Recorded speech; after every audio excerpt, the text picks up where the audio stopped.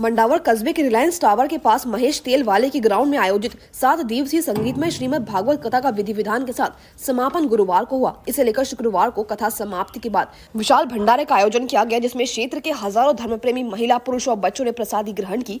7 दिवसीय संगीतमय कथा के दौरान कथावाचक पंडित सुरेंद्र कुमार शास्त्री ने अपने मुखाविन से उपस्थित श्रद्धालुओं को श्रीमद् भागवत महापुराण के विभिन्न प्रसंग सुनाए। कथा में धर्म, सत्य और आस्था के महत्व को उजागर करते हुए उन्होंने लोगों को धर्म के प्रति अपनी आस्था और जीवन मूल्यों को मजबूत करने का संदेश दिया। आसपास के हजारों धर्मप्रेमी श्रोताओं ने ध्यानपूर्वक कथा श्रवण की, उसमें दिए गए ज्ञान को अपने जीवन में अपनाने का संकल्प लिया।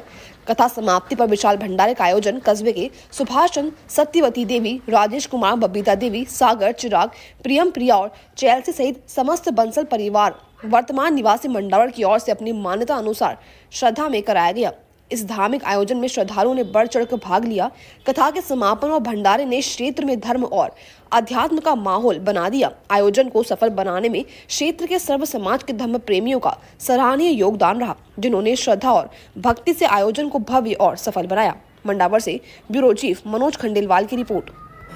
आज ये जो श्रीमद् भागवत कथा है, इसका आज समापन होने के बाद यहाँ विशाल भंडारा हो रहा है। इसके उपलक्ष्य में आप क्या कहना चाहेंगे?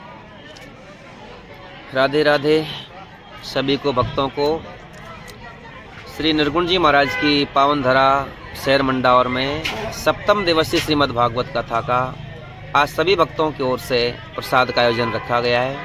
सभी भक्त भाव से प्रसाद लेने के लिए आ रहे हैं। सभी भक्तों का बहुत अच्छा भाव है। धन्यवाद है सभी कार्यकर्ताओं को, अच्छे कार्य को संभाल रहे हैं सभी लोग, और सभी शहरवासियों को धन्यवाद है।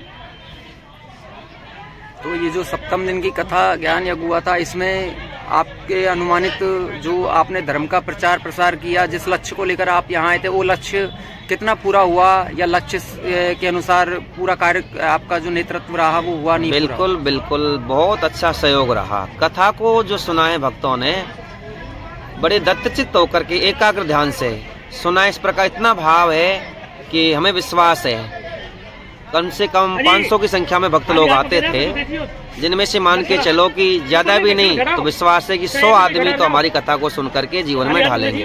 ये तो पक्का विश्वास है। और भाव इतना अच्छा था, बहुत अच्छा सब लोगों का रहा है। आपने इस क्षेत्र में जो कथा की है, और कहते हैं कि एक बार कथा करने के बाद कोई भी कथावाचक और शास्त्री यहाँ लोकप्रिय हो जाते हैं, तो आपकी लोकप्रियता को लेकर आप क्या कहेंगे? बहुत अच्छी बात है। सभी लोग बार बार ये कहा जा रहा है, महाराज जी फिर से आना, महाराज जी फिर से आना, फिर कथा करो, और 12 महीने में एक कथा तो कर ही जायो करो।